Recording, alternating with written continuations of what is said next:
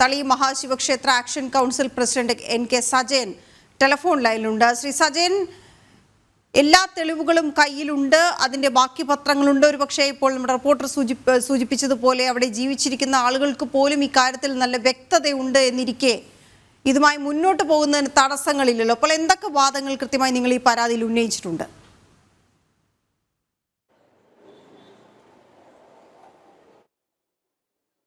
പുണ്യപുരാതന ക്ഷേത്രമാണ്. ഈ ക്ഷേത്രം എങ്ങനെയോ അനധികൃതമായിട്ട് ഇവര് മൗലത്തി സഭ കയ്യിലാക്കിയുള്ളതാണ്. കയ്യിലാക്കി അവിടുത്തെ ക്ഷേത്രം പൊളിച്ചു കളഞ്ഞത് ഈ അടുത്ത കാലത്താണ്. അതിന് മറ്റു കാര്യങ്ങളൊക്കെ ചെയ്തിട്ട് അവരെ പൊളിക്കാനുള്ള വളരെ ആസൂത്രിതമായ ശ്രമം നടത്തിയിട്ട് അതിൽ ഗവൺമെന്റിന്റെ ഭാഗത്ത് നിന്ന് പറഞ്ഞാൽ നമ്മുടെ ജില്ലാ ഭരണകൂടം, അതേപോലെ തന്നെ പഞ്ചായത്ത്, വില്ലേജ്, ഇവർക്കൊക്കെ ഒത്താശ ഉണ്ട്. ഇവരുടെ ഉദ്യോഗ തലത്തിൽ കൂടി ഒത്താശയോട് കൂടിയിട്ടാണ് ഇത്രയും വലിയ ക്ഷേത്രം പൊളിച്ചു മാറ്റിയുള്ളവര്. ക്ഷേത്ര പൈതൃകം ഓക്കെ, പറഞ്ഞോളൂ. ആ ക്ഷേത്ര പൈതൃകം പൊളിച്ചു മാറ്റിയിട്ടുള്ളത്. പിന്നെ അതേപോലെ തന്നെ നമ്മൾ ജില്ലാ കലക്ടർക്കടക്കം ഇത് പരാതി കൊടുത്തിട്ടുള്ളതാണ്. ഇങ്ങനെ സംഭവം നടക്കുന്നുണ്ട്. കലക്ടർ അവിടുന്ന് ആളുകളെ നമ്മളെ ഈ ഇറങ്ങിന് തഹസിൽദാരായാലും ഈ ഇറങ്ങിനെ നമ്മളെ വിളിച്ചിട്ടായിരുന്നു. ഇത് തഹസിൽദാർ മുന്നിൽ നമ്മൾ ഇത്ര തന്നെ പറയുന്നത് എങ്ങനെയാണ് പുരാതന പൈതൃകമായ ക്ഷേത്രമാണ്, ഇത് ക്ഷേത്രത്തിന് വേണ്ടി ഒഴിച്ചിട്ടുള്ള ഭൂമിയാണ്, ഗുരുവായൂർ ദേവസ്വത്തിന്റെയാണ്. ഗുരുവായൂർ ദേവസ്വത്തിൽ നമ്മൾ ഇതുമായി ബന്ധപ്പെട്ട് ഗുരുവായൂർ ദേവസ്വത്തിൽ പോയിട്ടുണ്ടായിരുന്നു ഒരു പരാതിയുമായിട്ട്. ഗുരുവായൂർ ദേവസ്വം പറഞ്ഞ അങ്ങനെ സംഭവം, അങ്ങനെ നമ്മൾ ഈ രേഖകൾ കാണിച്ചപ്പോഴാണ് ഇത് നിങ്ങൾക്ക് എവിടുന്ന് കിട്ടിയത് എന്ന് അവർ ചോദിച്ചത്. അപ്പൊ ആ രേഖ നമ്മൾ കാണിച്ചതിന്റെ അടിസ്ഥാനത്തിൽ അവർ പറഞ്ഞു ഇങ്ങനെ ദിവസത്തിന് നിങ്ങൾക്ക് ഇവിടുന്ന് കിട്ടിയത്. നമ്മളിത് എടുത്ത കാരണമാണ്, നമ്മളിത് ക്ഷേത്രഭൂമിയാണെന്ന് അറിഞ്ഞുകൊണ്ടാണ് ഇതിങ്ങനെ പരാതിയായിട്ട് നമ്മൾ ദിവസത്തിന് വന്നുള്ളത്. അപ്പൊ അവർ പറഞ്ഞു അതിന് വേണ്ട നടപടി ഞങ്ങൾ കൈക്കൊള്ളാം എന്ന് പറഞ്ഞു. അതേപോലെ അഡ്മിനിസ്ട്രേറ്റർ, അതേപോലെ തന്നെ നമ്മളെ ദേവസ്വം സെക്രട്ടറി, ഇവരെല്ലാം നമ്മളെ സമീപിച്ചിട്ടുണ്ടായിരുന്നു.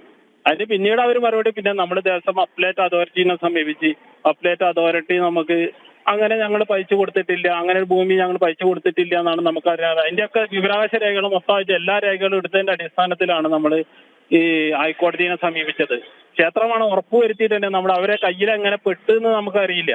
1918 ഇതിന് കേസ് നടത്തിയത്, 1920 കേസുണ്ട്, 22 കേസ് നടന്നിട്ടുണ്ട്, 24, 25 അങ്ങനെ നിരന്തരമായിട്ട് കേസ് നടന്നു പോകുന്നുണ്ട്. ആ കാലഘട്ടത്തിലാണ് ഈ ക്ഷേത്രത്തിന് എന്തോ സംഭവിച്ചതെന്നാണ് നമുക്ക് മനസ്സിലാക്കാൻ കഴിയുന്നത്. ഈ കേസ് പൊന്നാനി മുനിസിപ്പൽ കോടതിയിൽ സൂട്ട് രജിസ്റ്ററിൽ ഇതിന്റെ രേഖകളെല്ലാം ഉണ്ട്. അപ്പൊ നമ്മൾ അതും കൂടെ എടുത്തിട്ടാണ് നമ്മൾ ഹൈക്കോടതിക്ക് കൊടുത്തിട്ടുണ്ട്. അവിടെ കേസ് ഇങ്ങനെ നേരെ നടന്നുകൊണ്ട് ഇപ്പോൾ ഏകദേശം 12-13 സിറ്റിംഗ് ആയിട്ടുണ്ട്. അതിന് നമ്മളെ കൃഷ്ണരാജ് വക്കീലാണ് നമ്മളെ കാര്യങ്ങൾ ഏൽപ്പിച്ചിട്ടുള്ളത്. നല്ലപോലെ കൊണ്ടു നടക്കണുണ്ട് സാറ്. ഈ പരാതിയുമായി കോടതിയിൽ എത്തുന്നതിന് മുൻപ് തന്നെ നിങ്ങളുടെ കയ്യിൽ ഈ പറഞ്ഞ തെളിവുകളെല്ലാം ഉണ്ടായിരിക്കെ നിങ്ങൾ ഗുരുവായൂർ ദേവസ്വത്തിനെ അടക്കം സമീപിക്കുന്ന സാഹചര്യം ഉണ്ടായല്ലോ. അതിനു മുൻപ് മറ്റെവിടെങ്കിലും പോലീസിൽ അല്ലെങ്കിൽ മറ്റ് പ്രാദേശിക അധികാരികളോടൊക്കെ ഈ വിഷയം പറഞ്ഞ് സമീപിച്ചിരുന്നു?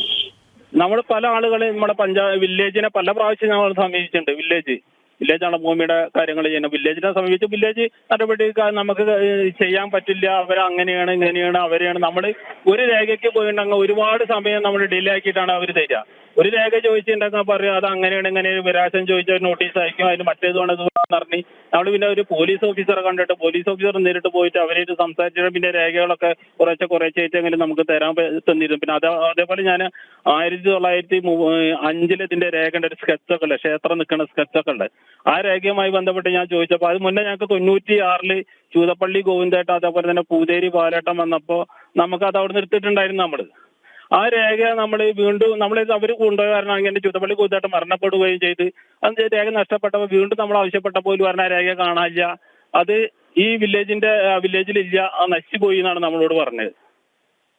ഈ ഗുരുവായൂർ ദേവസ്വവും ഒരുപക്ഷെ അവരുടെ ഗുരുവായൂർ ദേവസ്വത്തിന് കീഴിൽ വരുന്ന ഭൂമി ആയിരുന്നുവല്ലോ, അവിടെ ഉണ്ടായിരുന്ന ക്ഷേത്രവും ഗുരുവായൂർ ദേവസ്വത്തിന് കീഴിൽ വരുന്നതായിരുന്നു. അപ്പോൾ ഗുരുവായൂർ ദേവസ്വം കൂടി ഈ വിഷയത്തിൽ ഹൈക്കോടതിയെ സമീപിക്കേണ്ടതോ അല്ലെങ്കിൽ കക്ഷി ചേരേണ്ടതോ ഒക്കെ അല്ല. പക്ഷെ എന്തുകൊണ്ടാണ് അവർ ഇതിന് നിങ്ങളുടെ കൂടെ നിൽക്കാത്തതെന്ന് കരുതുന്നു? നമുക്കറിയില്ല, കൂടെ നിൽക്കാത്ത എന്താണെന്ന് അറിയില്ല. ബാഹ്യ സമ്മർദ്ദങ്ങൾ ഉണ്ടായിരിക്കാം, ഉദ്യോഗസ്ഥലത്തിലോ മറ്റു കാര്യത്തിലോ. അല്ലെങ്കിൽ ഗുരുവായൂർ ദേവസ്വം ശരിക്കും ചേരേണ്ടതാണ്. എന്താ വെച്ചാൽ ഇത്രയും വലിയൊരു മഹാക്ഷേത്രം, മറ്റുള്ള മഹാക്ഷേത്രം എന്ന് പറഞ്ഞിട്ട് അതിന്റെ പൈതൃകം തന്നെ അത്രയും വ്യാപ്തിയുള്ളതാണ്. നമ്മളെ കണ്ടാലേ നമുക്കറിയുള്ളൂ അത്രയും വലിയ ക്ഷേത്രം തകർന്നു കിടന്നിരുന്നത്. ആ ക്ഷേത്രം പൊളിച്ച് അതിന്റെ പൈതൃകങ്ങളൊക്കെ പൊളിച്ച് മാറ്റുന്നവരിന്റെ ഗുരുവായൂർ ദേവസ്വം വേണ്ടപ്പെട്ട ഉദ്യോഗസ്ഥരും അതിനോട് ബന്ധപ്പെട്ട ഭരണകൂടങ്ങളും ഉണ്ടായിരിക്കുന്നു. ഒരാളും അറിയാതെ ഈ കാര്യങ്ങൾ പതുക്കെ പൊളിച്ചു നിൽക്കുകയാണ് അവർ ചെയ്തിട്ടുള്ളത്. ഇത് അവർ കൈക്കലാക്കി അവർ ഘട്ടം ഘട്ടമായിട്ട് മാറ്റി. അത് ഗുരുവായൂർ ദേവസ്വം ഭയങ്കര ഗുരുതരമായ അനാസ്ഥ ഗുരുവായൂർ ദേവസ്വം ചെയ്തിട്ടുള്ള ഈ പൊളിച്ചുള്ള മൗലത്ത് സ്ഥലം ചെയ്തിട്ടുള്ള ഗുരുതരമായ അനാസ്ഥയാണ്. അവർക്കെതിരെ ശരിക്കും നിയമ നടപടി സ്വീകരിച്ച് അവരെ എല്ലാവരും പിടിച്ച് ഉള്ളിൽ കൊണ്ടുവരണോ? അവർ അത്രയും വലിയ അനാസ്ഥ ചെയ്തല്ലോ മൗലത്ത് സഭ. ഈ ഇത്രയും വലിയൊരു ക്ഷേത്രം പൊളിച്ചു മാറ്റാൻ അവരൊക്കെ ആരാണ് ഇത് കൊടുത്തുള്ളത്? ഈ അവർ ഉത്തരവ് കൊടുത്തുള്ളത് ഈ ക്ഷേത്രം പൊളിച്ചു മാറ്റാൻ, ഈ പുരാതന പൈതൃകം പൊളിച്ചു മാറ്റണോ എന്നല്ല. അവരുടെ ശിലകളിൽ പോലും സംസ്കൃതമാണ് എഴുതിയുള്ളത്. അതിന്റെ ഈ ചുറ്റുപാട് അതിന്റെ ഈ തറയുടെ ഭാഗം മൊത്തം സംസ്കൃതമാണ്. ഡോറടക്കം കരിങ്കല്ലാണ് അതിന്റെ പ്രധാന ക്ഷേത്രം എന്ന് പറഞ്ഞാൽ പ്രധാന ക്ഷേത്രം എന്ന് പറഞ്ഞാൽ ശില കൊണ്ടുള്ള വെറും കരിങ്കല്ലേറ്റ് നിർമ്മിച്ച ക്ഷേത്രമാണ്. ചുറ്റമ്പലം വേറെ, അതിന്റെ ഉപക്ഷേത്രങ്ങൾ വേറെ. വ്യക്തമാണ് ശ്രീ സജയൻ. താങ്കളടക്കമുള്ള ആക്ഷൻ കൗൺസിൽ ഉന്നയിക്കുന്ന വിവരങ്ങൾ, പങ്കുവയ്ക്കുന്ന വിവരങ്ങൾ, നിങ്ങളുടെ ആവശ്യങ്ങൾ, പരാതികളൊക്കെയും വ്യക്തമാണ്. ഇത് ഹൈക്കോടതി ഇനിയിപ്പോൾ എങ്ങനെ പരിഗണിക്കുമെന്നുള്ളത് മാത്രമാണ് നമുക്ക് അറിയേണ്ടത്. ഇപ്പോൾ അവിടെ ഈ ക്ഷേത്രം നിലനിന്ന സ്ഥലത്താണ് മൗനത്തുൽ ഇസ്ലാം സഭയുടെ കീഴിലേക്ക് ഈ സ്ഥലം വന്നിരിക്കുന്നത്. നമുക്ക്